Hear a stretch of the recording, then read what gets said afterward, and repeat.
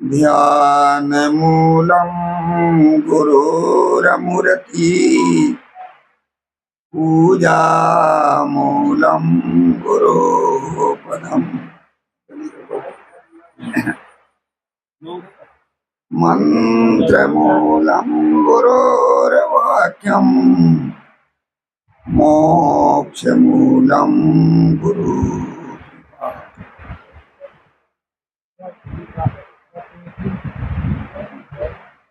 ये सत्संग का दूसरा दिन है। दूसरे दिन का ये दूसरा सत्र है। इस आयोजन में उपस्थित वंदनीय संत समाज, धर्म परमार्थ प्रेमी सज्जनों, भक्ति शक्ति की स्रोत श्रद्धामयी माता एवं बहनों, नगरवासियों, अभी हम संत गुरुजनों के द्वारा सदगुरु कबीर की वाणी के आधार पर उनके विचार सुन रहे थे। मैं भी अपनी बात आप लोगों के सामने रखूं। पहले सवेरे मैंने बताया था सदगुरु कबीर कौन थे। मानवतावादी संत थे, विवेकवादी संत थे और अध्यात्मवादी संत। वास्तव में सदगुरु कबीर का व्यक्तित्व क्या था? अक्खड़, फक्कड़ और घुमक्कड़। अक्खड़ का अर्थ होता है अपने निर्णय में डटे रहना।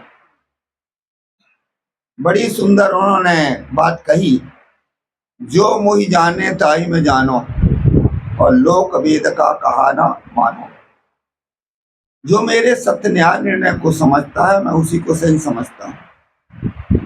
लोक संसार की लोकाचार और वेद कहते वेद शास्त्र वाणी को मैं नहीं मानता, मैं तो निर्णय को मानता हूँ। उन्होंने कहा कि तू कहता कागज की लेखी और मैं कहता आंखन की देखी। तुम तो कागज की लिखी बात करते हो और मैं तो विवेक रूपी आंख से देखी हुई बात करता हूँ। सदगुरु कबीर साहब अक्खड़, अपने निर्णय में डटे रहते। हम क्या काम करते हैं, कभी गंगा में गंगादास, जमुना में जमुनादास, त्रिवेणी में संगम हो जाए। पर सदगुरु कबीर अक्खड़ थे। दूसरे नंबर में फक्कड़ थे। फक्कड़ का अर्थ होता है त्याग। जिसके जीवन में त्याग होता है उसको फक्कड़ कहते हैं। बीजक में बड़ा सुंदर कहा है, कहा ही कबीर सुनो हो संतो, ज्यों आवे त्यों फेरी हो। कबीर साहब कहते हैं कि जो आपके भीतर में विकार पैदा हो उसको त्यागो, उसका नाम है फक्कड़। ये बाहर की चीज छोड़ देना, भोजन छोड़ देना, काम धंधा छोड़ देना और कुछ छोड़ देना, ये फक्कड़पना नहीं। फक्कड़ है जो हमारे भीतर वासनाएं आती, विकार आते हैं, हमारे भीतर जो विकृति पैदा होती है, इसको जो त्यागता है वो फक्कड़ है। साहब कहते कहाँ ही कबीर सुनो हो संतो, ज्यों आवे त्यों फेरी, जैसे या फेर दो। तीसरे नंबर में कबीर साहब घुमक्कड़ थे। घुमक्कड़ का अर्थ है सब जगह जाते थे, सभी की बातों को सुनते थे पर निर्णय अपना रखते थे। उन्होंने कहा देश विदेश से हो फिरा, गांव गांव की खोर, और ऐसा जेरा ना मिला जो लेबे फटक पछो। मैं देश में भी घूमा, विदेश में भी घूमा, गांव गांव की गलियों में भी घूमा, पर कोई ऐसा नहीं मिला जो सारग्राही हो और सार को याद रहे। इसी प्रकार से वो घुमक्कड़ भी थे। एक जगह मैं यही प्रवचन कर रहा था, कबीर साहब घुमक्कड़ थे।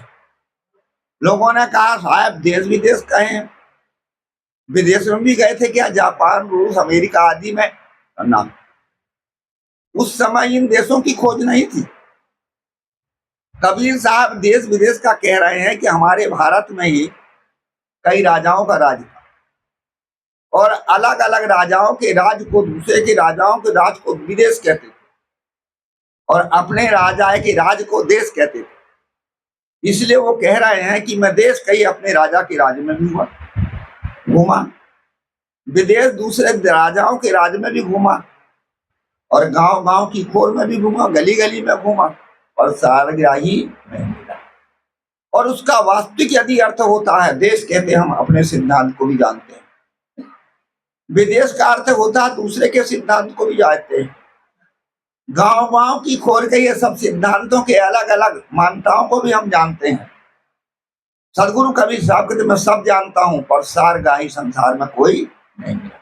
इसलिए कबीर साहब घुमक्कड़ थे, योगियों के पास भी जाते थे। जब योगियों की बातों को सुना तो कबीर साहब ने उनको फटकारा, योगिया फिर गौ नगर मंझारी, जाए समान पांच जहानारी। योगी तो शरीर के नगर के ये श्वासों में घूम रहा है, ये पांच नाड़ी है उसी में समा रहा है। योगी को भी यथार्थ बोध नहीं है। ब्रह्म ज्ञानियों के पास में भी गए, ब्रह्म ज्ञानियों की बात भी सुना और कबीर साहब को फिर कहना पड़ा कि बूझ लीजिए ब्रह्म ज्ञानी, घूरी घूरी बरसा बरसावे परिया बूंद ना पानी। है ब्रह्म ज्ञानी तुम सही निर्णय को जानो बूझो। ये कल्पनाओं की वर्षा वर्षा करके और एक बूंद पानी कहिए, एक बूंद यथार्थ बोध भी तो तुम्हारे पास नहीं है।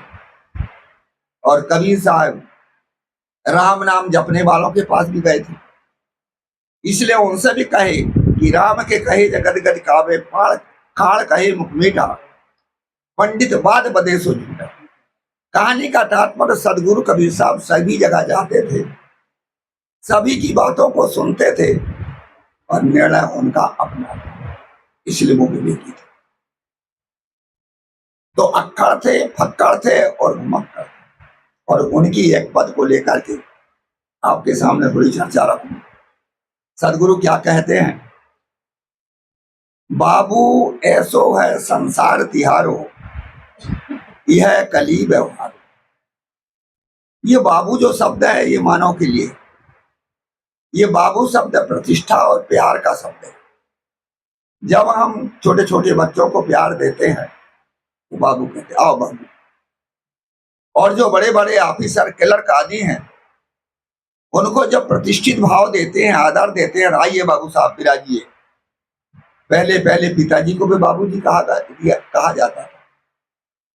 नेपाल में जो राजा लोग होते हैं और वो रखेली से जिन बच्चों का जन्म होता था उसको राजा नहीं कहा जाता था, राजपुत्र नहीं कहा जाता था, उसे बाबू साहब कहते, उसे आदर दिया जाता था। आदर का शब्द है।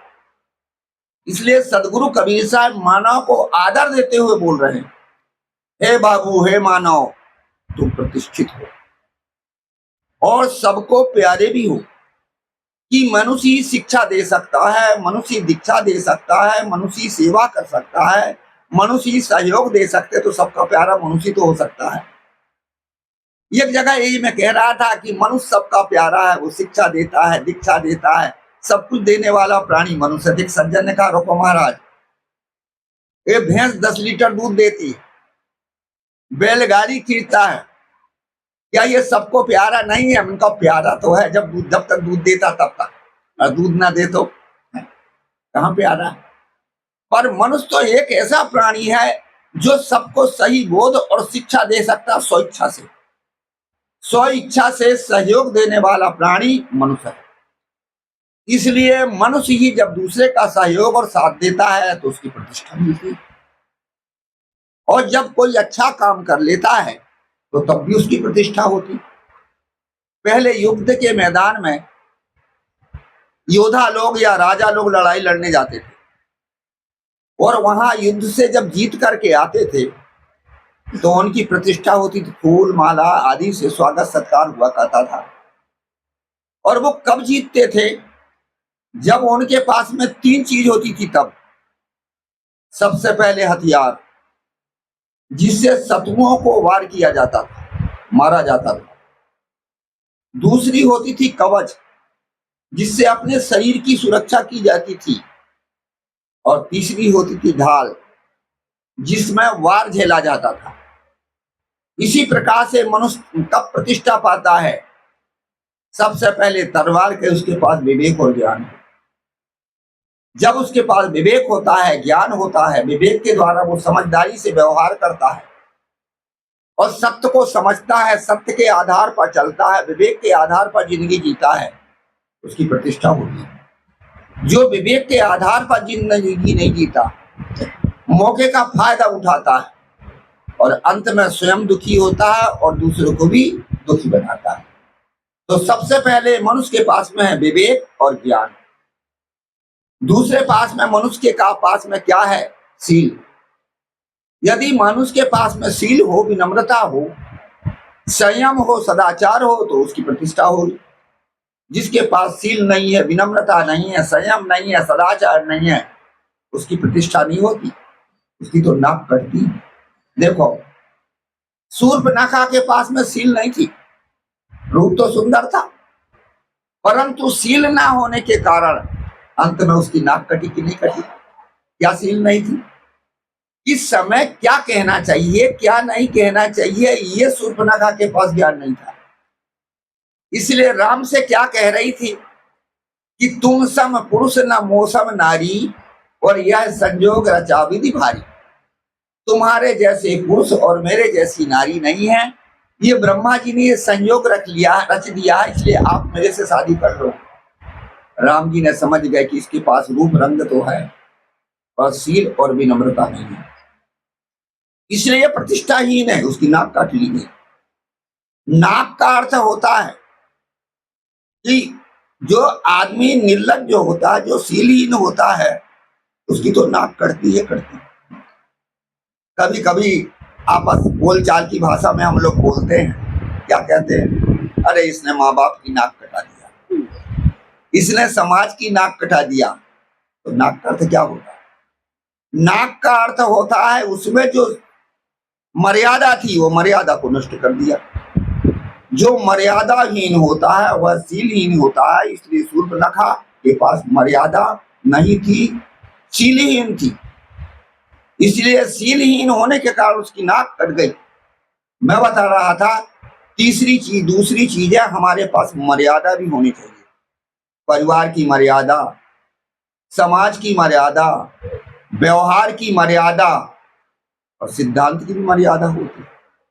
आज देखा जाता जो पारक सिद्धांत सदगुरु कबीर के सिद्धांत में आकर के, कुछ ऐसे भी लोग हैं जो अपने सिद्धांत को छोड़ करके अन्य मत में चले गए। कोई राधा स्वामी बन गया, कोई गायत्री परिवार में चला गया, और कोई अन्य सिद्धांत में चले गए। क्यों? कि उनके पास में विवेक और ज्ञान की मर्यादा नहीं थी। यदि विवेक होता, ज्ञान होता, तो क्या सदगुरु कबीर साहब के इतने उत्तम सिद्धांत को छोड़ करके और आदमी कहीं भटकेगा क्या? इसलिए उनके पास ज्ञान की मर्यादा नहीं थी, सील नहीं थी, इसलिए वो भ्रम में पड़ गए। एक मेरे से कह रहा था, महाराज क्या बात है, कहा हमारे आपके कबीर साहब से भी सिद्धांत हमारे राधा स्वामी का ऊंचा है। उनका भैया कितना ऊंचा है? कहे आपके कबीर साहब का तो सतलोक है और हमारे राधा स्वामी का अनामी लोक है। क्योंकि जब हमारे साधक साधना करते हैं, साधना करते करते बीच में त्रिकुटी में जब जाते हैं तो कबीर साहब की झोपड़ी मिलती सतलोक में, और फिर उसके ऊपर जब आगे जाते हैं तब अनामी लोग मिलता। मैंने मजाक कर दिया, उनका बात ठीक है बिल्कुल। कबीर साहब बेचारे बीच में मिल जाते हैं, कुछ जलपान अल्पान करा देते होंगे, उसके बाद में तुम्हारी ताकत ऊपर बढ़ती, नहीं तो नीचे टपक जाओ। क्या बात कर, तुम क्या पागल पड़ा। सदगुरु कबीर साहब का जो सिद्धांत हो बाहर का लोक लोकांतर वाला नहीं है। उनका सतलोक क्या, अपना स्वयं स्वरूप ही सतलोक है। बाहर लोक लोकांतर की जो लोगों ने कल्पना किया है वो विवेक की मर्यादा से रहित है। ऊपर शून्य है, आकाश पोल है, शून्य है, तारागण नक्षत्र आदि ग्रह हैं, और वहां कोई प्राणी रह नहीं सकता। और यहाँ मोक्ष होकर के जीव सतलोक में, अनामी लोक में, क्या क्या लोक में ऊपर जा रहा है। ये ज्ञान की मर्यादा कहाँ है? ज्ञान की मर्यादा ना होने के कारण आदमी सीलहीन हो जाता। व्यवहार की भी मर्यादा होती। जिस परिवार में हम जिंदगी जी रहे हैं, जिस समाज में हम जिंदगी जी रहे हैं, वहां की हमारे पास में मर्यादा होनी चाहिए। आदमी मर्यादा रहित होकर के सीलहीन हो जाता है और उसकी नाक कट जाती का अर्थ है उसकी इज्जत बर्बाद हो जाती है। इसलिए सील का अर्थ होता है कहाँ, किस जगह कैसे बात करना, कैसे बोलना, ये तरीका आदमी को मालूम होना चाहिए।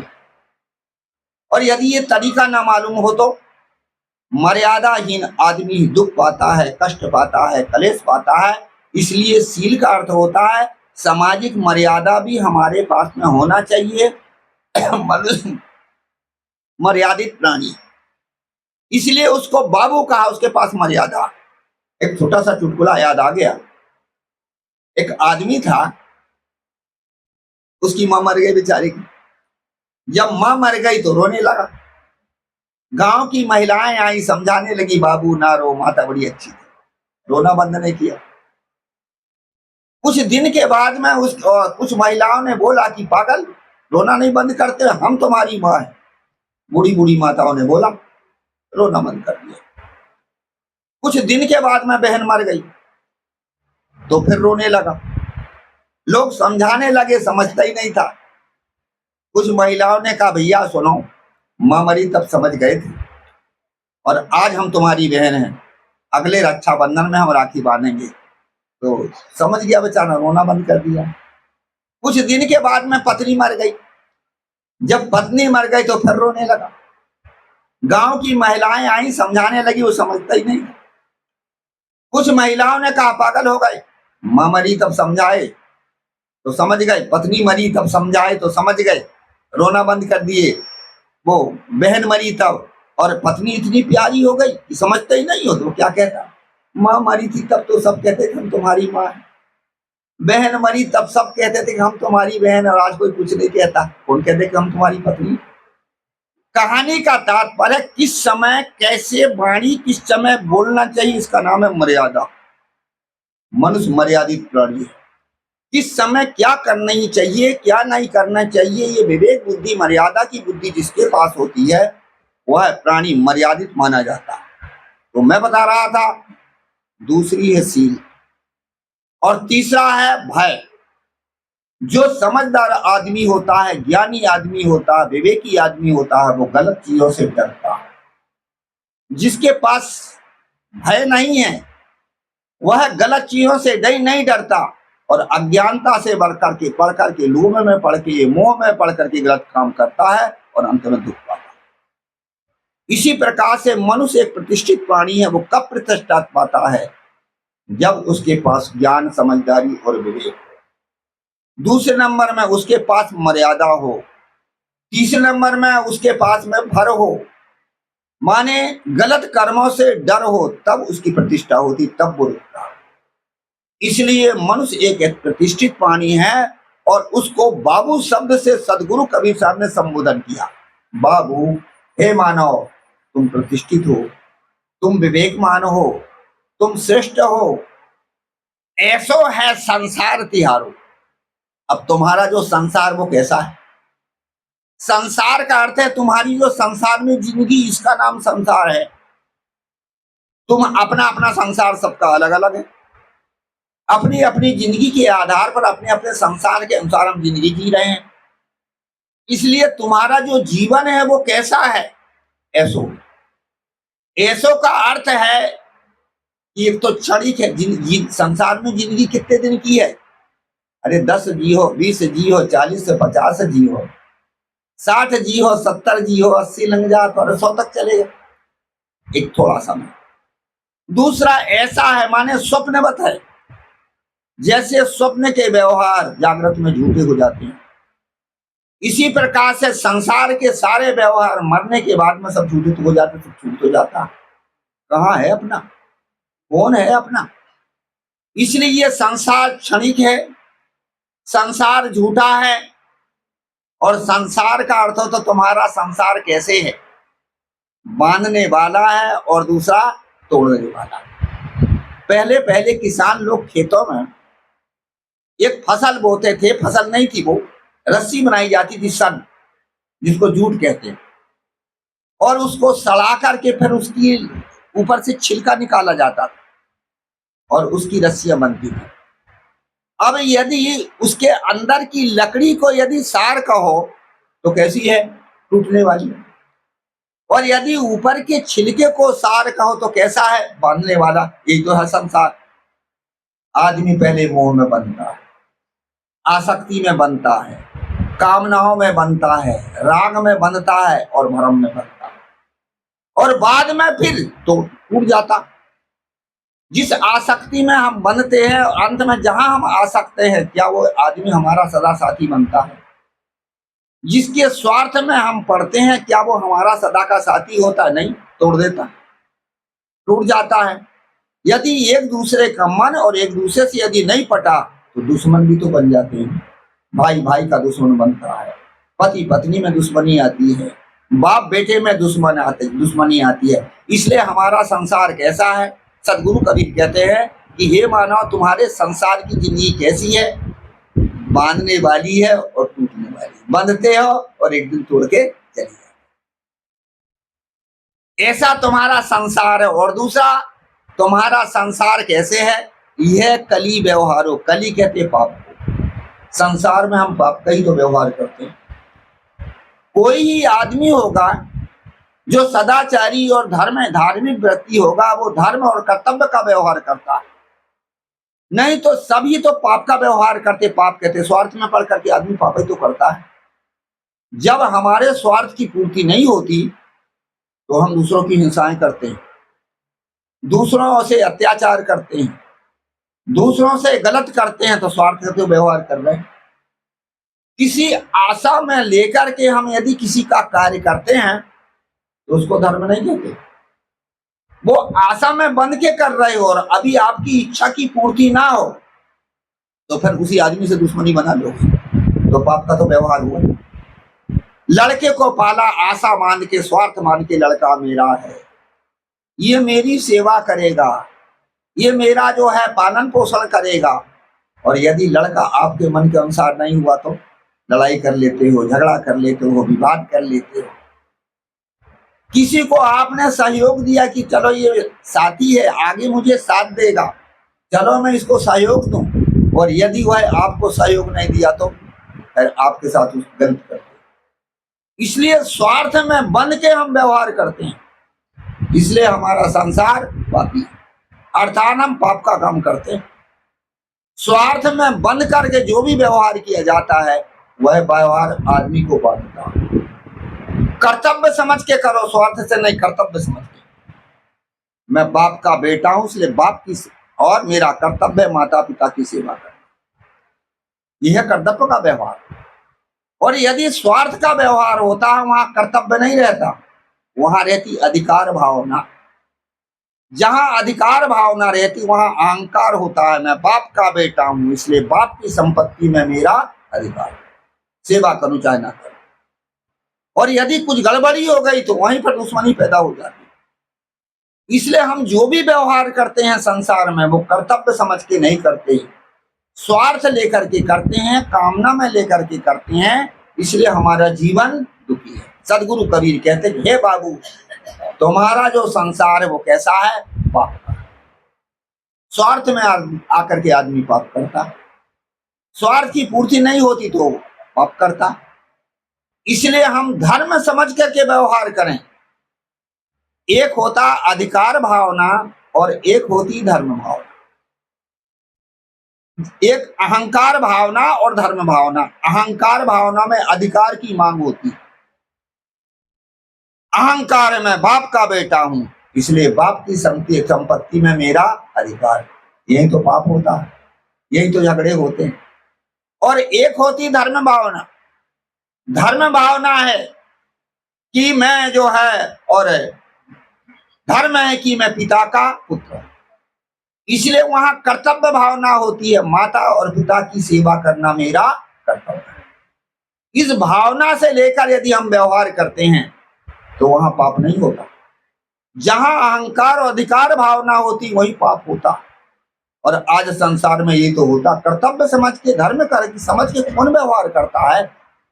अधिकार और अहंकार भावना से जो व्यवहार होता वही छल कपट बेईमानी अत्याचार दुराचार होता। पुराने समय में लोगों में धार्मिकता थी। जब ये विदेशियों की हम नकल नहीं करते थे, उस समय हमारे पास में धार्मिकता थी। माता पिता की सेवा करना, समाज की सेवा करना, कोई भी कर्म करना कर्तव्य समझ करके करना, धर्म भावना से करना, ये था। जब विदेशियों की नकल हमारे पास आई और हमारे जीवन में जब चालाकी और बेईमानी हुई तो वो धर्म भावना हट गई, अधिकार और अहंकार भावना आ गई। पुराने समय में जब धार्मिकता थी तब लोगों से पूछा जाता था कि किसी पुरुष से पूछा जाता था कि भाई साहब ये आपके कौन है? कहते मेरे धर्म पिता। ये आपके कौन है? क्या ये मेरे धर्म भाई। माता के प्रति पूछा जाता था आपकी कौन है? क्या ये मेरी धर्म माता, धर्म जुटता। और पत्नी के लिए पूछा जाता था कि आपकी कौन है? तो कहते थे मेरी ये धर्म पत्नी, क्योंकि धर्म भाव था। धीरे धीरे पढ़ाई लिखाई का जमाना हुआ, धर्म भाव हटा, अब कौन सा भाव आ गया? पढ़ाई लिखाई में थोड़ा अहंकार हो गया, तो पूछने लगे, सभ्यता आ गई तो पूछने लगे भाई साहब आपकी कौन है? तो पुराने समय में तो कहते थे धर्म पत्नी, और पढ़ाई लिखाई का जब जमाना कहने लगे कि मेरी श्रीमती जी है, सभ्यता से बोलने लगे। और अब आज इंग्लिश का जमाना आ गया, विदेशियों की हम नकल करने लगे। अब पूछते कि भाई साहब आपकी कौन है? तो क्या कहते? मिसेस है। मिसेस, मिस माने बहाना बनाने वाली, यही तो मिसेस है। और जब किसी पुरुष से पहले, महिलाओं से पहले पूछा जाता था कि भाई साहब आपके कौन है? तो कहते थे मेरी धर्म पत्नी। फिर कहने लगे ये मेरी श्रीमती जी हैं। और आज के समय में क्या कहते हैं? ये मेरी श्रीमती जी हैं। हाँ, पुरुषों से पूछा जाता था, महिलाओं से पूछा जाता कि बहन जी आपके कौन? कभी कभी मैं आगे पीछे हो जाता हूँ, स्मृति वो होती है। महिलाओं से पूछा जाता था कि बहन जी आपके कौन है? तो पहले की माताएं क्या कहती थी? ये मेरे धर्म पति है। फिर जब पढ़ाई लिखाई का जमाना आया तो कहने लगी कि अब मेरे श्रीमान जी हैं। और आज अंग्रेजी का जमाना है, आज की महिलाओं से पूछा जाता, बहनों से पूछा जाता है बहन जी आपके कौन है? या मेरे हस्बैंड। अब हस्बैंड क्या होता? मन मिला तो हंस दिए, नहीं मिला तो बैंड हो गए, ये तो हस्बैंड। स्वार्थ सदा, तब तो हंस रहे हैं। और जिस दिन स्वार्थ नहीं सदा तो बैंड हो गए, एक का मुंह इधर और एक का मुंह इधर। इसलिए कहते यही कली का व्यवहार। कली का अर्थ है पाप। हम स्वार्थ में पड़ के ही तो पाप करते। आदमी पाप कब करता है? जब स्वार्थ आता है तब। और धर्म कब करता है? जब कर्तव्य भावना आती तो आदमी धर्म करता है। मेरा कर्तव्य है, मेरा काम है, ऐसी जब भावना हमारे पास आती है तो हम कर्तव्य करते हैं। और कर्तव्य से ही धर्म की उत्पत्ति होती है, कर्तव्य समझ कर, निस्वार्थ भावना से। साहब कहते कि तुम्हारा संसार कैसे है? यहाँ पाप का व्यवहार है। और ये पाप शब्द, कली शब्द पाप को कब से बनाया गया? ये पौराणिक मत है। पौराणिक मत में ये बताया जाता है कि सतयुग, त्रेता और द्वापर में पाप होता ही नहीं। सतयुग में पाप नहीं होता था, त्रेता युग में पाप नहीं होता था, द्वापर युग में पाप नहीं होता था। पाप कलयुग में हो रहा है। इसलिए पाप कब कटेगा? जब राम नाम का आधार लो, राम का नाम ले लो, सारे पाप कट जाएंगे। कलयुग केवल नाम आधारा और सुमरि सुमरि नर उतरई पार। तो इसी प्रकार से कलयुग में पाप ज्यादा हो रहा है, ऐसी उनकी मानता। सतयुग, त्रेता, द्वापर में नहीं था। अब जरा विचार करें शास्त्रों की बातों पर। उन शास्त्रवादियों से पूछा जाता है कि ये तुम्हारे भगवान कब अवतार लेते हैं? कहते जब जब पाप बढ़ता है तब तब भगवान अवतार लेते हैं। जब जब पाप बढ़ता है तब तब भगवान अवतार लेते हैं। तो देखिए सतयुग, यदि सतयुग की बात कहो तो सतयुग में भगवान को 4 बार अवतार लिया गया है, ऐसा मानते हैं वो लोग। मत्स्य, कच्छ, बराह और नरसिंह। तो ज्यादा पाप रहा होगा, अब तो 4 बार अवतार लेना पड़ा। फिर बाद में आता है त्रेता। तो त्रेता युग में भगवान को 3 बार अवतार लेना पड़ा। राम, परशुराम और वामन, 3 अवतार माने, तो थोड़ा पाप कम रहा होगा तब तो। फिर उसके बाद में आता है द्वापर। तो द्वापर में 2 ही अवतार हुए, कृष्ण और बौद्ध। तो थोड़ा पाप और भी रहा होगा, कम रहा होगा। और आज कलयुग में तो पापा ही नहीं, भगवान को अवतार ही नहीं लिया, तो पापा ही नहीं है। तो पाप है ही नहीं, केवल कोरी कल्पना बता करके लोगों को भटका रखा। भगवान कब कब अवतार लेते? जब पाप बढ़ता। तो सतयुग और त्रेता, द्वापर में तो ज्यादा पाप था। कैसे कहते पाप नहीं था? पाप था। कलयुग का अर्थ होता आदमी के भीतर में जो काला मैला पना है, छल कपट बेईमानी, यही कलयुग है। और ये छल कपट बेईमानी ही पाप करवाती है, दूसरे कोई युग का प्रभाव नहीं है। उस समय भी आदमी के पास में छल कपट बेईमानी होती थी। देखिए इतिहास पढ़ के, बड़े बड़े ऋषि मुनि या बड़े बड़े देवी देवताओं की कथा आती है, उसकी पत्नी उसने उठा के ले गया, उसकी पत्नी से उसने बाल बच्चों को पैदा कर दिया। कैसी कैसी पौराणिक कथाएं थी, तो क्या पाप नहीं था? तो क्या ये पुण्य है? इन चीजों पर हम विवेक और विचार नहीं करते। जिसके भीतर में काला माला मैला पना है, वो सतयुग हो, चाहे द्वापर हो, चाहे त्रेता युग हो, वही पाप होता है। इसीलिए कहा है साहब, कहते यह कली व्यवहार हो, तुम कली का व्यवहार करते हो। हे मानव, तुम श्रेष्ठ हो, पर तुम्हारा व्यवहार कैसा है? कली का है, अर्थात पाप का। काला मैला पना तुम्हारे भीतर है, इसलिए तुम व्यवहार करते हो, और वही कर्म का फल तुम्हारे जीवन में दुख सुख आता है। आज हमारे जीवन में जो सुख दुख आता है, ये कोई भगवान परमात्मा नहीं देता। हम जो अज्ञानता के वश में, स्वार्थ के वश में जो भी पाप कर्म करते हैं, और उसका परिणाम ही तो हमारे जीवन में दुख आता है। उसका परिणाम ही हमारे जीवन में दुख आता है। कहते भगवान जो है, और भगवान जो है सुख देता है, भगवान ही पाप पुण्य भगवान कराता है। भगवान नहीं कराता, तुम कर रहे हो, वो तुम्हारी कल्पना ही तो है। इसलिए यहाँ कली का व्यवहार हो रहा, अर्थात पाप का व्यवहार, छल कपट बेईमानी। दूसरे नंबर में कली का अर्थ होता कल्पना का व्यवहार। संसार में जब तक बोध नहीं होता, जब तक ज्ञान नहीं होता, तब तक हम विवेक का व्यवहार नहीं करते, हम कल्पना का व्यवहार करते हैं। कल्पना का अर्थ है हम मान्यताओं का व्यवहार हम मान लेते हैं, और मान करके भ्रम में पड़ करके आए हुए सुख को भी आज हम आदमी दुख बना देते।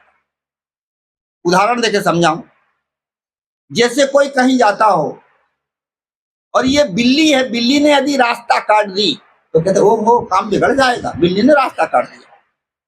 अरे बिल्ली का रास्ता काटने का और तुम्हारा काम बिगड़ने का कोई तुक है क्या? अरे वो रास्ता काट दे, परंतु हमने मान्यता बना ली, बिल्ली रास्ता काट देती काम बिगड़ जाता। खाली घड़ा कोई मिल गया, खाली घड़ा वाला, अरे रुक जाओ भाई, खाली घड़ा वाला मिल गया, काम बिगड़ जाएगा। अरे तुम्हारे काम का और खाली घड़ा का क्या संबंध है?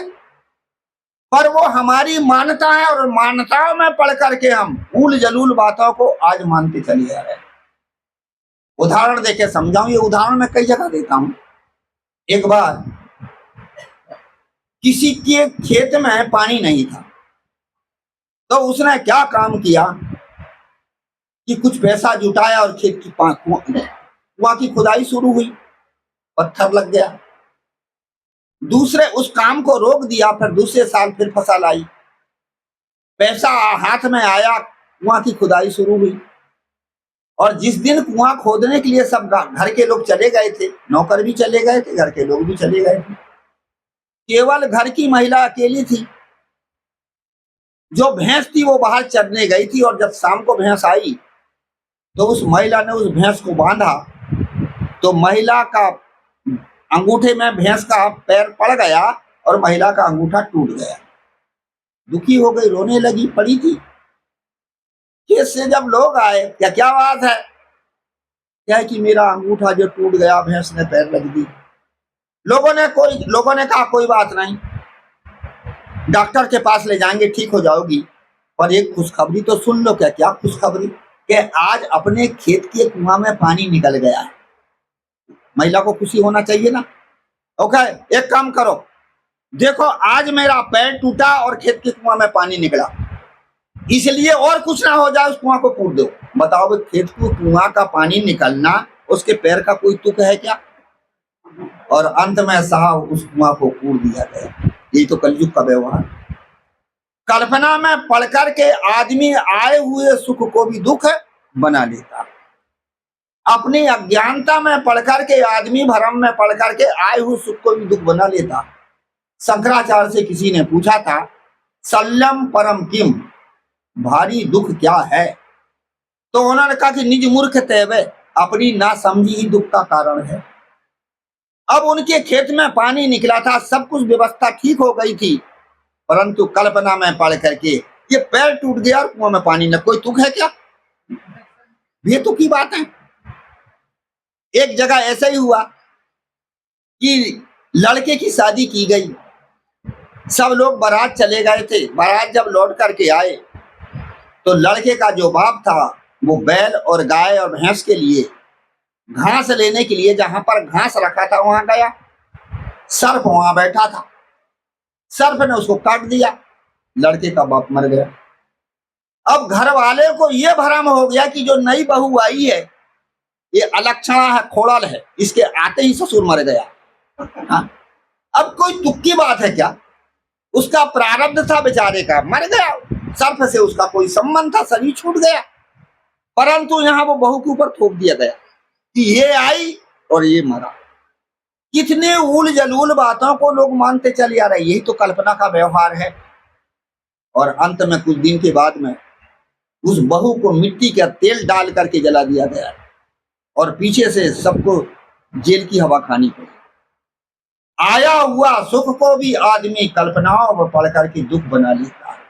मैं बता रहा था कि हम दो कारण से दुख बनाते हैं, ये कामनाओं में, वासनाओं में, और क्या कहते हैं कि पाप कर्म करके दुख बनाते हैं, कामना में पढ़ के, वासना में पढ़ करके, और एक कल्पनाओं में पढ़ करके भी हम दुख तैयार कर लेते हैं।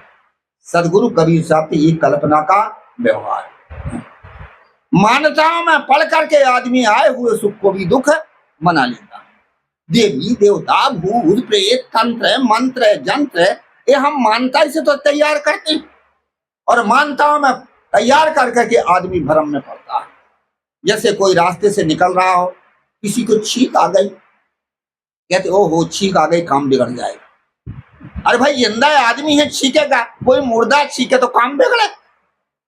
पर कितनी उल्टी बातें हैं और इन सड़ी गली बातों को हम मानते हुए चले आ रहे हैं। सदगुरु कबीर साहब कहते हैं, हे प्रतिष्ठित मानव, तुम श्रेष्ठ हो, परंतु तुम्हारा व्यवहार क्या है? कली का, पाप का व्यवहार है, कल्पनाओं का व्यवहार है, मान्यताओं का व्यवहार है, इसलिए जीवन में दुख है।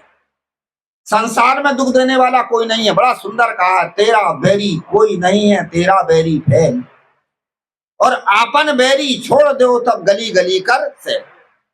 तुम्हारा बैरी कोई नहीं है, तुम्हारे जो फैल मन है, अविवेकी मन है, जो तुमको फैल कर रहा। जब हमारे मन में विवेक, हमारे पास विवेक नहीं है तो हमारा मन तो हमें फैल करेगा ही करेगा।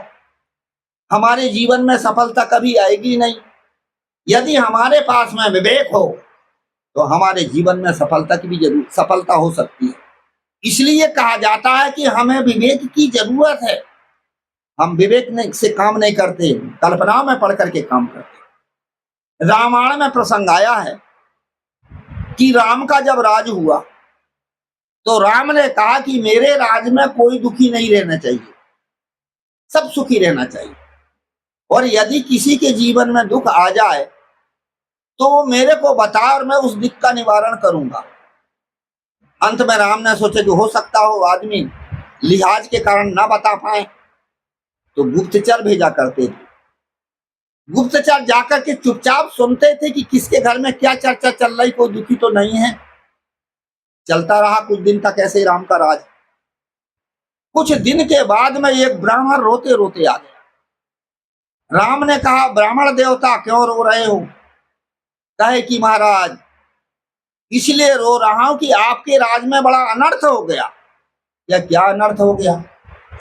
कहे आपके राज में पिता के रहते पुत्र मर गया, क्योंकि पिता की सेवा पुत्र करता, और पिता के बुढ़ापे में जवान पुत्र मर गया, इसलिए आपके राज में गड़बड़ क्यों हुई? क्योंकि मैं बूढ़ा आदमी और मेरा एक ही लड़का था, वो मर गया, इसलिए किस कारण से मरा है आप खोज करिए, बताओ कोई तरीका है क्या ये?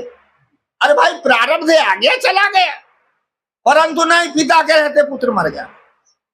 तो नारद बगल में नारद जी बैठे। अब नारद जी की जो चोटी है ना वो एंटीना का काम करती। नारद ने कहा, हाँ सरकार, मैंने जान गया कि पिता के रहते पुत्र क्यों मर गया आपके राज में। क्या? हाँ भाई बताओ। क्या है? शास्त्रों में लिखा है कि स्त्री और शूद्र तपस्या नहीं कर सकते। इसलिए एक शंभुक नाम का शूद्र है, वो उत्तराखंड में तपस्या कर रहा है और उसी की तपस्या से ये ब्राह्मण का पुत्र मर गया, कहां की कहां झोंक दिया। कैसी बेतुकी बातें और बेतुकी बातें लिख दिया। ये क्यों लिखा है? ये छुआ जात पात को पुष्ट करने के लिए ऐसी ऐसी कल्पनाओं को लिख दिया। कहे कि सरकार वो ब्राह्मण का पुत्र इसलिए मरा कि शूद्र और स्त्री तपस्या नहीं कर सकते। क्या शूद्र आदमी नहीं है? क्या महिलाएं मनुष्य नहीं है? क्या वो तपस्या और साधना के अधिकारी नहीं है? और यदि ऐसे ना होता तो बड़े भाग मानुष तन क्यों कहा गया? बड़े भाग पुरुष तन कह देते। मनुष्य में तो स्त्री भी आती है, मनुष्य में तो शूद्र भी आता है, पर इन बेतुकी बातों को हमने आज बना करके रखा तो कहा सरकार वो शंभुक शूद्र की तपस्या से ब्राह्मण का पुत्र मर गया। अब वो खुद नारद जी दासी के पुत्र थे, वो ब्राह्मण नहीं थे, उनकी तपस्या से कोई नहीं मरा, और वो शंभुक शूद्र कैसे मर गया? उसका शंभुक शूद्र की तपस्या से वो ब्राह्मण का पुत्र कैसे मर गया? खुद भगवान श्री रामचंद्र जी के गुरु जी उर्वशी वेश्या के गर्भ से पैदा हुए थे, उनकी तपस्या से कोई ब्राह्मण का पुत्र नहीं मरा, तो वो उनकी तपस्या से कैसे मर गया? ये काल्पनिक बातों को, बेतुकी बातों को जोड़ करके समाज को अंधा बनाया गया। और अंत में कहते हैं, लिखा है कि राम जी ने उस शंभुक शूद्र को मारा। अब राम ने मारा कि नहीं मारा? तो राम जी ने यदि शंभुक शूद्र को मारा तो पहले तो उनको गुरु को मारना चाहिए ना, गुरु ने पहले तपस्या किया। वो नारद को मारना चाहिए, नारद में तो तपस्या किया था, वो ब्राह्मण थे क्या? कैसी कैसी गलत बातों को शास्त्रों में लिख दिया है। इसलिए सदगुरु कबीर साहब कहते हैं यहाँ कल्पना का व्यवहार है, मान्यताओं का व्यवहार है, विवेक का व्यवहार नहीं। बाबू ऐसो है संसार तिहारो, यह करी व्यवहार। जहां किसी भी बात का तुक ना खाए उसको कल्पना ही तो कहा जाता। कहते गंगा में जाओ स्नान कर लो सारे पाप दूर हो जाएंगे। पाप कोई ऊपर का मैल है क्या जो गंगा के स्नान से और पाप दूर हो जाएंगे? ऐसी ऐसी बेतुकी बात समाज में लिख दी यार, उसी को आज हम मानते आ रहे हैं। कितना भी पाप कर लो और दो अगरबत्ती जला करके घुमा दो तो सारा पाप साफ हो जाएगा। क्या पाप इतना हल्का है कि 2 अगरबत्ती से साफ हो जाएगा? ये कल्पनाओं में पढ़ करके, मान्यताओं में पढ़ करके बड़े बड़े विद्वान भी आजकल भटक रहे हैं, बड़े बड़े विद्वान भी भटक रहे हैं। इसलिए कहा जाता है वो शंभुक शूद्र को मार दिया गया। अब कितनी बेतुकी बातें हैं। अब वो ब्राह्मण के पुत्र मरने का और शंभुक शूद्र के तपस्या का कोई तुक है क्या? बेतुकी बात है। कुआं में पानी निकलने का, उसकी महिला के पैर टूटने का कोई तुक है क्या? ये बेतुकी बात है। बाप को जो है सर्प काटने का और महिला को आने का कोई तुक है क्या? ये बेतुकी बात है। और इन बेतुकी बातों को हम आज मानते चले आ रहे हैं। इसलिए कहा जाता है कि हम विवेकपूर्ण जिंदगी नहीं जी रहे। हमें विवेक की जरूरत है। और विवेक कब पैदा होगा? जब इस सदगुरु संतों का सत्संग मिले।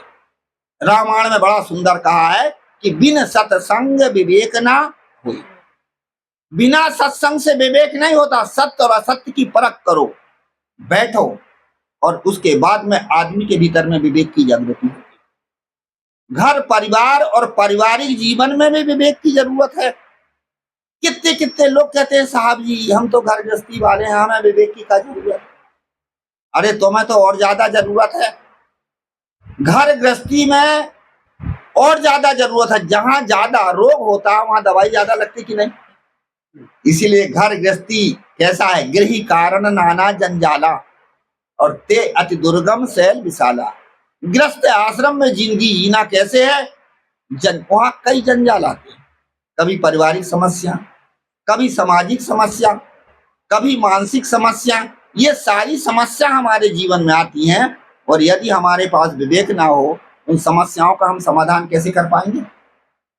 इसलिए हमें विवेक की जरूरत है। पर हम आज बिना विवेक की जिंदगी जी रहे हैं, कल्पनाओं में पढ़ के जिंदगी जी रहे हैं। इसलिए आदमी आज भ्रम में पड़ा हुआ है। पूजा पाठ जाप ताप क्या क्या मान्यताएं लिए बैठे। ये जो यज्ञ पहले जो होते थे और वो यज्ञ कहां से चले? ये कल्पनाओं में पढ़ के तो चले। पहले ऋषि मुनि जंगल में रहा करते थे, और जंगल में जब रहते थे तो वहां पर क्या होता था कि वो जब साधना करते थे तो आसुरी प्रवृत्ति की जो लोग थे जिन्हें राक्षस कहा गया था, वो कोई राक्षस अलग कहानी नहीं थी। मनुष्य में ही जब आसुरी प्रवृत्ति आ जाती है, दूसरे को सताता तो राक्षस कहा जाता है।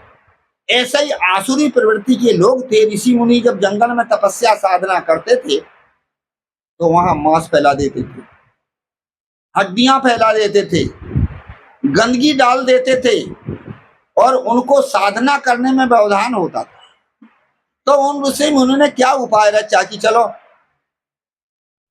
इस गंदगी को दूर करने के लिए जंगल की जड़ी बूटी लेके आग में जला देते ताकि वहां का वातावरण पवित्र हो जाए।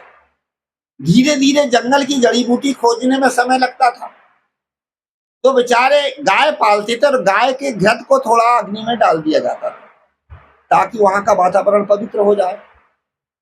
फिर धीरे धीरे घृत भी उतना नहीं मिल पाता था, तो जौ, चावल और तिल, ये हमारे भारत का अनाज है, इस अनाज को घी में मिला करके और उसमें आग में डाल देते थे ताकि वहां का वातावरण पवित्र हो जाए। उद्देश्य था वहां के वातावरण पवित्र करने का। अब धीरे धीरे वह यज्ञ का रूप बन गया। और किस लिए यज्ञ करते हैं? स्वर्ग, यज्ञ का जो धुआं है वो स्वर्ग में जाएगा और देवता प्रसन्न होंगे और उससे वर्षा होगी और धन धान्य की उत्पत्ति होगी। इसलिए जो है ये कल्पना बना के रखा, जबकि वहां से वातावरण पवित्र करने का था।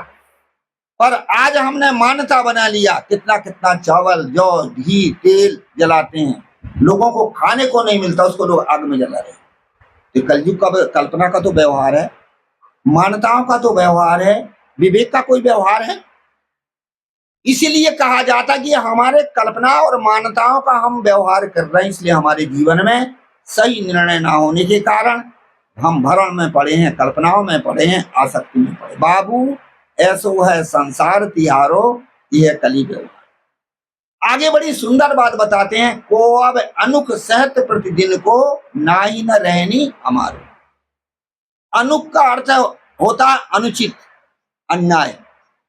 सदगुरु कबीर कहते कि ऐसे रोज रोज की अन्याय को कौन सा है, रोज रोज की झंझट को कौन सा है, क्योंकि हमारी ज्ञान की रहनी में अन्याय नहीं है, न्याय और विवेक। जो ज्ञानी आदमी होता है वो विवेक का व्यवहार करता है, न्याय का व्यवहार करता है, अन्याय का नहीं करता। और आज अन्याय और अज्ञान का व्यवहार चल रहा है। और हमारी जो पारक की रहनी है, विवेकियों की रहनी है, वो अन्याय की नहीं है, न्याय की है, विवेक की। हर चीज पर विवेक करना पड़ता है। श्री पूरन साहब ने तो बड़ा सुंदर लिखा है कि गुमसुम होए के अटक रहेगा, सोना मर्दा कच्चा है। आदमी विवेक ना कर गुमसुम रह के अटक जाए तो गुमसुम होए के अटक रहेगा, सोना मर्दा कच्चा है, और रति रति निर्वार करे सो पूर्ण गुरु का बच्चा। हर चीज का निर्णय करो, हर चीज का विवेक करो। हम विवेक नहीं करते, और विवेक ना करने के कारण हम अन्याय को सह रहे हैं, अज्ञानता को सह रहे हैं, भ्रम कल्पनाओं में पड़े हुए हैं। को अब अनुक सहत प्रतिदिन को नाही न रहनी हमारो। ज्ञानी की रहनी ये नहीं है। ज्ञानी तो विवेक करता, विवेक करके जिंदगी जीता है।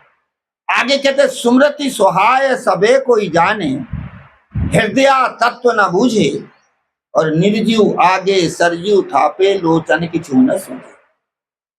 सुमृति माने धर्मशास्त्री बात तो सबको अच्छी लगती है, परंतु हृदय तत्व कहिए, हमारे हृदय से जो विवेक पैदा होता है उसको तो हम समझ नहीं पाते।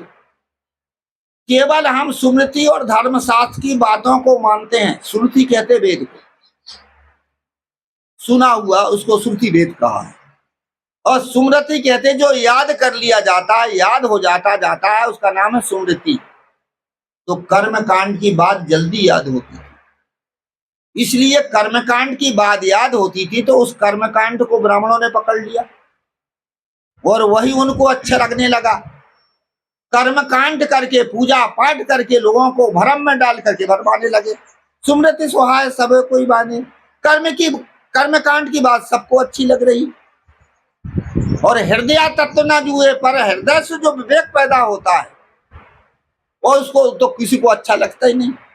और स्मृति शास्त्र में क्या किया जाता है, स्मृति शास्त्रों में ये लिखा है कि जब कोई अनुष्ठान करो, माता पिता की श्राद्ध करो, देवी देवताओं के मंदिर में कोई पूजा पाठ करो, तो पशु बलि करो।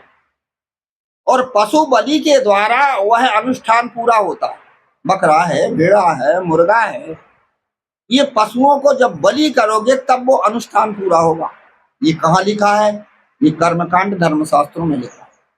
और वह बात सबको अच्छी लग रही है और आज आदमी वही करता है। जब कोई अनुष्ठान करता है तो देवी देवताओं के मंदिर में बकरा और भेड़ा और मुर्गा मारता है। अब विचार करिए, देवी देवताओं का जो मंदिर है वो धर्म स्थान है, और धर्म स्थान धर्म करने की जगह है, और वहां आप पाप कर रहे हो, बकरा भेड़ा मुर्गा मार रहे हो, तो क्या पुण्य होगा जीवन में? पर आज हम इन मान्यताओं को में पड़े हुए। धर्म शास्त्रों की बात अच्छी लग रही है, कर्मकांड के द्वारा आज देवी देवताओं के मंदिर में बकरे भेड़े और मुर्गे मारे जा रहे हैं, उसमें विवेक नहीं करते। एक पंडित से मैंने पूछा कि पंडित जी, ये देवी देवताओं के मंदिर में बकरे भेड़े मुर्गे मारे जाते हैं, ये क्यों मारे जाते हैं? क्या वो पाप नहीं है? क्या वो हमारे ऋग्वेद में कोई मंत्र आया और उस मंत्र में, आयुर्वेद में मंत्र आया और उसमें मंत्र में ये लिखा है कि जब भी कोई अनुष्ठान करो तो पशु बलि करो, तब वो अनुष्ठान पूरा होता है। बकरा मारो, चाहे भेड़ा मारो, चाहे मुर्गा मारो, चाहे कुछ भी मारो, पशु बलि करने पर वो अनुष्ठान पूरा होता है। इसलिए हमारे धर्मशास्त्र में लिखा है, इसलिए हम ये कर रहे हैं। मैंने कहा धर्मशास्त्र में तो लिखा है, पर एक तरफ धर्मशास्त्र में ये भी तो लिखा है, पर हित सरिस धर्म नहीं भाई और पर पीड़ा सम नहीं अदमाई। रामायण में लिखा है कि दूसरे को हित के समान कोई धर्म नहीं है और दूसरे को दुख देने के समान में कोई पाप नहीं है, ये रामायण में लिखा। तो जो बकरा और भेड़ा और मुर्गा जब मारा जाता है तो पाप हुआ कि पुण्य हुआ? क्या हम नहीं जानते हैं? वो तो शास्त्रों में लिखा। बताओ उनका, जिस बकरा को मारा जाता है, मुर्गा को मारा जाता है, भेड़ा को मारा जाता है, तो उसको दुख होता कि नहीं? क्या दुख तो होता होगा। और जब दुख हुआ तो पाप हुआ कि नहीं? क्या वो हमारे धर्म शास्त्र में लिखा? कितने अंधे बन गए हैं लोग। क्या है महाराज जी, आप जानते इसका अर्थ? मैं जानता हूं कि जब वो कोई अनुष्ठान करो तो पशु बलि करो। पशु बलि का अर्थ होता है, ये पशु को नहीं, बकरा भेड़ा मुर्गा के लिए नहीं कहा है, पशु कर्म। पशु कर्म में क्या चीज है? चोरी, हिंसा, व्यभिचार, अत्याचार, दुराचार, ये सब पशु कर्म है। और इसकी बलि करो अर्थात इसको मारो, इसको छोड़ो, ये मतलब है। ये थोड़ी कि बकरा भेड़ा मुर्गा मारो। हम धर्म शास्त्रों को तो पढ़ते हैं पर विवेक नहीं करते। सदगुरु कबीर साहब कहते, सुमरति सुहाय सबे कोई जाने। धर्म शास्त्रों की कर्म कांड की बात तो सबको अच्छी लगती है, पर हृदय तत्व न बूझे, विवेक नहीं करते। और जो हृदय तत्व कौन है? ये चेतन। ये चेतन कहाँ रहता? ये हृदय में तो रहता है। और सब चेतन के भीतर में, सबके भीतर में हृदय है, तो सबके भीतर में सुख दुख भी तो है। जितने भी देहधारी प्राणी है वहां सुख दुख होता। जहां जीव तहां चेतन होई, और सुख दुख सब विधि जाने सोई। जहां चेतन का वासा होता है हृदय में, और जहां देहधारी प्राणी, सबके जीवन में सुख दुख होता। तो क्या उन बकरों भेड़ों के भी जीवन में सुख दुख नहीं आता? दुख भी तो आता है, कष्ट भी तो आता है। हम विवेक नहीं कर पाते। और हमारे महापुरुषों ने ये बताया है कि चेतन का वासा कहाँ है? हृदय में। रामायण में बड़ा सुंदर सदगुरु कबीर साहब ने क्या कहा है? हृदय बसे ते ही रामना जाना। ये हृदय में बसने वाला ये चेतन। रामायण में भी लिखा, अस प्रभु अछत हृदय अभिकारी। जो प्रभु चेतन है वो सबके हृदय में अभिकार रूप में वास करता। गीता में भी लिखा है कि ईश्वर सर्व प्राणियों के हृदय में विराजमान है। इसलिए हृदय में बसने वाला चेतन जितने भी देहधारी प्राणी के भीतर में चेतन है, और सबके जीवन में सुख और दुख होता है। इसको हम परख नहीं पाते। और हम धर्म शास्त्रों की बातों में आके देवी देवताओं के मंदिर में बकरा भेड़ा मुर्गा मार रहे हैं, तो ये पाप कर रहे हैं कि पुण्य कर रहे हैं, इन चीजों पर हम विवेक नहीं करते। चेतन का भाषा महापुरुषों ने हृदय में बताया है। एक बार 4-5 साल पहले मैं बुरहानपुर में बीमार था और वहां पर शंका समाधान के लिए मैं नहीं आया, नए नए संतों को भेज दिया था। बाद में आपके गुजरात के कोई भाई थे, गुजरात के ही थे, उन्होंने शंका किया कि साहब जी, जीव का वासा हृदय में बताया है, क्या प्रमाण है कि हृदय में है? तो संतों से पूछा तो संतों ने कहा लाओ भाई साहब जी को बुलाओ। मुझे बुलाया गया, मैं आया, मैंने पूछा क्या बात है साहब जी, भाई की शंका है कि जीव का वासा हृदय में, जीव हृदय में रहता, चेतन हृदय में रहता, तो क्या प्रमाण है कि चेतन हृदय में रहता? मैंने उस भाई से पूछा कि सबसे पहले जीव चेतन किसको कहते हैं? क्या साहब जी आप बताओ। मैंने कहा पंचग्रंथि में लिखा है कि जहां जीव तहां चेतन हुई और सुख दुख सब विधि जाने सोई। जहां जीव होता है, जहां चेतन होता है, वहां सुख और दुख का ज्ञान होता है। इसीलिए जो सुख और दुख को जानता है वही चेतन है। हाँ साहब समझ में आ गई। अब हम क्या बताइए, जब कभी दुख होता है तो धड़कता हृदय है कि खोपड़ी धड़कती है? हृदय। और जब सुख होता है, उल्लास और प्रसन्नता कहाँ होता है? हृदय में होता कि हाथ पैर में होती? कि हृदय में? तो हृदय में तो रहता। सुख और दुख का ज्ञान कहाँ पर पैदा होता है? हृदय में। इसलिए हृदय में, इसलिए कहा कि हृदय तत्व न बूझे, हम हृदय में बसने वाला वो चेतन उस तत्व को हम नहीं। और आज देवी देवताओं के मंदिर में धर्म के नाम से बकरा, भेड़ा और मुर्गा मारा जाता है। इसलिए सदगुरु कबीर साहब को कहना पड़ा कि धर्म करे जहां जीव बदत है, अकरम करे मोर भाई, और जो तोहरा को ब्राह्मण कहिए तो काको कहिए कसाई। धर्म के नाम से आप जीव जंतुओं को मारते हो तो आपको ब्राह्मण कहा जाए तो फिर कसाई किसको कहा जाए? यदि आपको ब्राह्मण कहा जाए फिर कसाई किसको कहा जाए? धर्म के नाम से भी आज हम पाप कर रहे हैं। विवेक न होने के कारण पाप को भी धर्म में जोड़ दिया।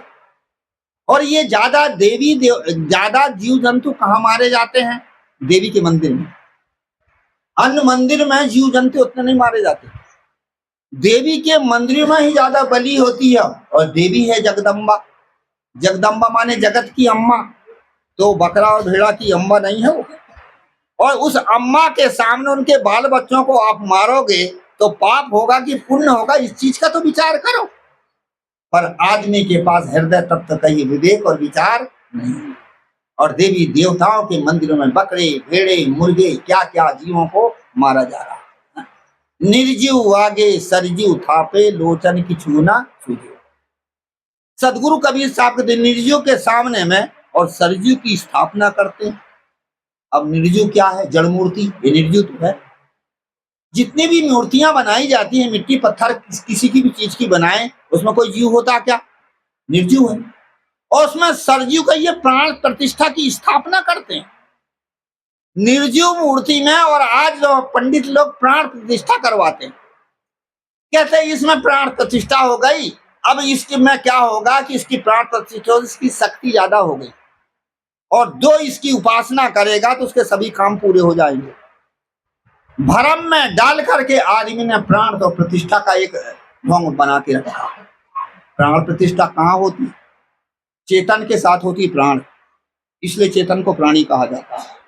जब तक जीव मोक्ष नहीं होगा तब तक प्राण का संबंध नहीं छूटता। एक शरीर छोटा, स्थूल प्राण छूटी, और सूक्ष्म प्राण लेकर के जीव दूसरे शरीर बना लेता है। इसलिए जब तक जीव बंधन में है तब तक उसके पास प्राण रहती, इसलिए जीव को प्राणी कहा जाता है। अब ऊपर से हम प्राण की प्रतिष्ठा करें जड़ मूर्ति में, तो कभी ऐसा होता क्या? कभी भी नहीं होता। और आज देखा जाता है विवेक न होने के कारण बड़े बड़े देवी देवताओं के मंदिर में प्राण प्रतिष्ठा हो रही। प्राण प्रतिष्ठा कर रहे बड़े बड़े प्रधानमंत्री, राजनेता, सब तो कर रहे प्राण प्रतिष्ठा। और ये कौन करवा रहे हैं? ये करवा रहे हैं पंडित लोग। पर ये भी समझ लीजिए जड़ में मूर्ति में कोई प्राण प्रतिष्ठा होगी क्या? कभी भी नहीं होगी। और आज हम प्राण प्रतिष्ठा करवा रहे हैं। ये पहले मूर्ति पूजा नहीं होती थी। केवल मूर्ति पूजा शुरू कहां से हुई? जैन और बौद्ध लोगों में हुई। जैन लोग अपने तीर्थंकरों की बड़ी बड़ी मूर्ति बनाते थे और उस मूर्ति की पूजा करते थे, परंतु उसमें क्या काम करते थे कि वहां प्राण प्रतिष्ठा नहीं करते थे। केवल मूर्ति की पूजा किस रूप में करते थे? प्रतीक के रूप में रखते थे। जैन और बौद्ध। धीरे धीरे हिंदुओं को भी साध हुआ कि इनके मंदिर में भीड़ लगने लगी, तो हम लोग भी मूर्ति बनाना शुरू करें। तो हिंदू लोग भी मूर्ति बनाने लगे बड़ी बड़ी देवी देवताओं की। अब जब दोनों के मंदिर में भीड़ होने लगी तो हिंदुओं ने सोचा, ब्राह्मणों ने, कि हमारी ज्यादा महिमा होना चाहिए, तो चलो हम प्राण प्रतिष्ठा शुरू कर दें। तो हिंदू लोग जो है, ब्राह्मण लोग, और प्राण प्रतिष्ठा करना शुरू कर दिए, और जैन और बौद्ध प्राण प्रतिष्ठा नहीं करते। केवल वो प्रतीक के रूप में, यादगारी के रूप में लगते हैं और बेलपत्र और चावल चढ़ाते हैं। और हिंदू क्या करते हैं? सारी चीज, नौवेद आदि सारी चीज उन मूर्तियों के आगे चढ़ाते हैं। ये प्राण प्रतिष्ठा नहीं थी, ये प्राण प्रतिष्ठा ब्राह्मणों ने शुरू किया। और कभी प्राण प्रतिष्ठा होती क्या? जड़ मूर्ति में कोई प्राण प्रतिष्ठा हो सकती क्या? अब प्राण प्रतिष्ठा क्या चीज है वास्तविक में समझिए यार। जो संत महात्मा ये उपदेश दे रहे हैं, शिक्षा दे रहे हैं, आपके भीतर एक आत्मबल जगा रहे हैं, यही है प्राण प्रतिष्ठा।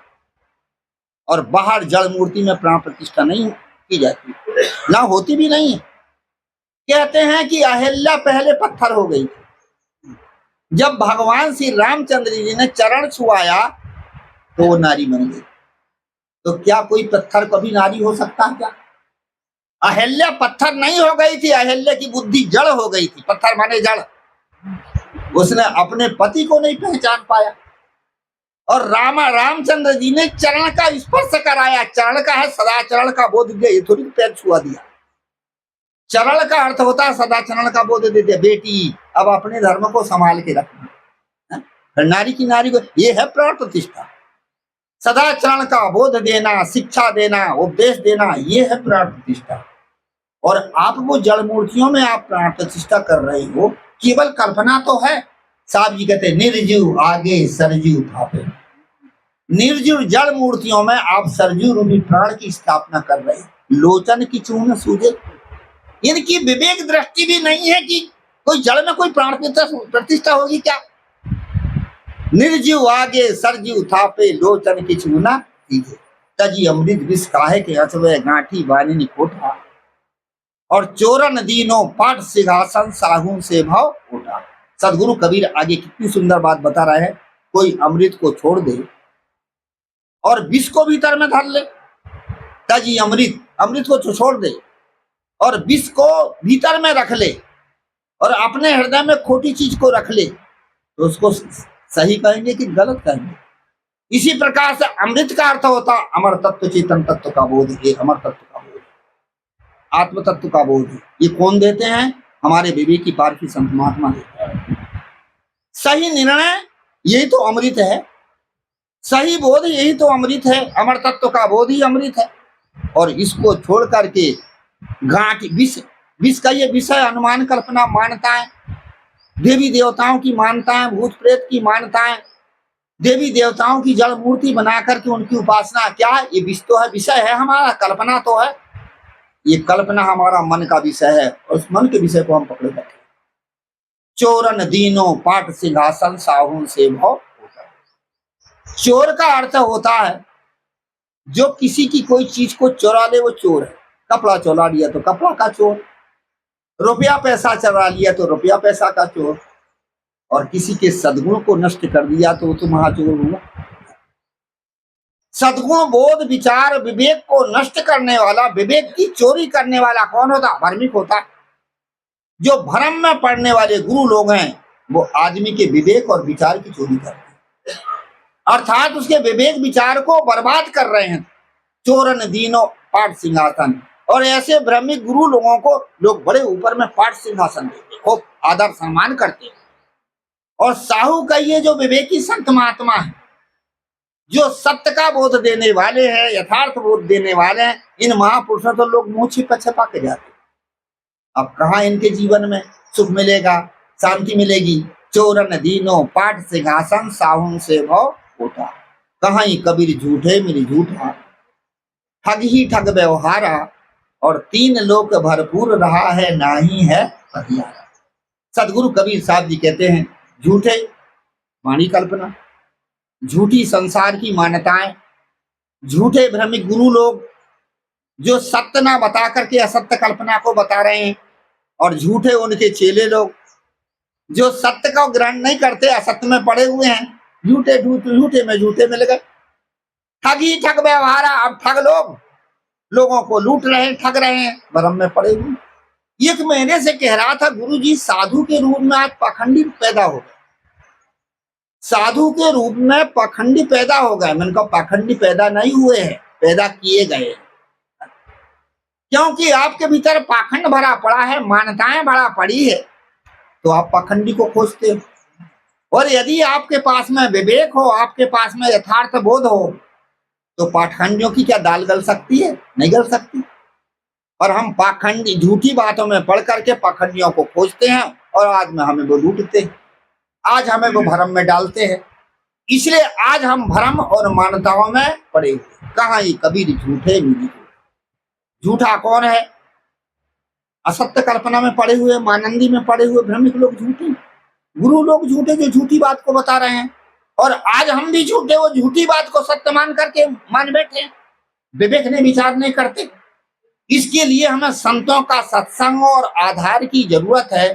तो सदगुरु कबीर क्या कहते हैं? बाबू ऐसो है संसार तिहारो, हे प्रतिष्ठित मानव, हे श्रेष्ठ मानव, तुम्हारा संसार कैसा है? ऐसा कल्पनाओं में पड़ा हुआ है, मान्यताओं में पड़ा हुआ है, आसक्ति में पड़े हुए हो, और दूसरे वासनाओं में आसक्ति में पड़े, इसलिए संसार में जीवन में दुख है। दुख का कोई कारण नहीं, दो ही चीज है, एक खानी जाल की आसक्ति, मोह ममता राग, यही हमको दुख देता है। चिंता फिकार राग द्वेष, इसी से दुख होता है। दूसरा है कल्पना मान्यताओं में पढ़ करके हम भ्रम में पढ़ करके दुख पा रहे हैं, उल्टा सीधा काम कर रहे हैं, देवी देवताओं के मंदिर में हिंसाएं कर रहे हैं, और हिंसाओं का फल आज हमारे जीवन में परिणाम में गलत हो रहा है। इसके लिए हमें विवेक और विचार की जरूरत है, सत्संग की जरूरत है। मैंने सदगुरु कबीर के पद को लिया था, बाबू ऐसो है संसार तिहारो, यह कली व्यवहार। हे श्रेष्ठ मानव, तुम्हारा संसार कैसे है? यहाँ कल्पना का और मान्यताओं का व्यवहार होगा, इसलिए स्वार्थ का व्यवहार होगा, यह कली व्यवहार हो, इसलिए यहाँ पाप का व्यवहार हम लोग कर रहे हैं। यह सुमृति सुहाय धर्मशास्त्री कर्मकांड की बात सबको अच्छी लगती है, और धर्म का शास्त्र के नाम से, कर्मकांड के नाम से देवी देवताओं के मंदिर में जीव जंतुओं को मारा जा रहा। निर्जीव आगे सरजीव थापे, लोचन की चूना तजी अमृत विस्काहे के अन्वेष अचवे, सत्य न्याय निर्णय रूपी अमृत को छोड़ करके विषय अनुमान कल्पना को हम ग्रहण कर रहे हैं। गांठी बांधनी खोटा, हमारे हृदय में खोटे विचार बने हुए हैं, इसलिए हम खोटे में पड़े हुए। निर्जीव आगे सरजीव थापे लोट, सुमृत सुहाय सबे कोई जाने, हृदय तत्व न बूझे, निर्जीव आगे सरजीव थापे लोचन किछु न सूझे, तजी अमृत विष काहे के हंसवे, गांठी बांधन खोटा, और चोरन दीनों पर सिंहासन। चोर कहते हैं जो सद्गुण की चोरी करने वाले भ्रमित गुरु लोग हैं, और साहूक होते हैं विवेकी पारखी संत। पारखी संतों से तो हम वोट ले रहे हैं, उनकी बातों को तो हम सुनते नहीं, और भ्रमिक लोगों के चक्कर में पड़ जाते। कहाँ ही कबीर झूठे मिली झूठा। सदगुरु कबीर साहब कहते तुम भी झूठे और वे भी झूठे, ठग ही ठग व्यवहार है, इसलिए एक दूसरे को एक दूसरा ठग रहा है। तीन लोक भरपूर रहा है, ना ही है त्रिगुणी मनुष्य के भीतर यही कल्पना भरी पड़ी है, और मेरे सत्य न्याय निर्णय पर कोई विश्वास नहीं करते। इस सदगुरु कबीर का पद था, पद पर कुछ चर्चा किया, और आज मेरा स्वास्थ्य भी थोड़ा ठीक नहीं। मैं अभी आया था, बुखार वाले शरीर में ही आया हूँ। इन लोगों को बुलाया था, पसीना आया था और बुखार था। अब आप लोगों के भाव के कारण अब जैसा है वैसा करके आप लोगों के सामने रखा। जो भी है आप लोगों ने ध्यानपूर्वक सुने। एक शुभकामना के साथ वाणी को विराम दूं, और रात के समय फिर कार्यक्रम है, फिर संत महात्मा बोलेंगे। मेरा स्वास्थ्य ठीक रहा तो मैं आऊंगा, नहीं तो फिर संतों की वाणी को आप सुनिए। बोलिए श्री सद्गुरुदेव की जय।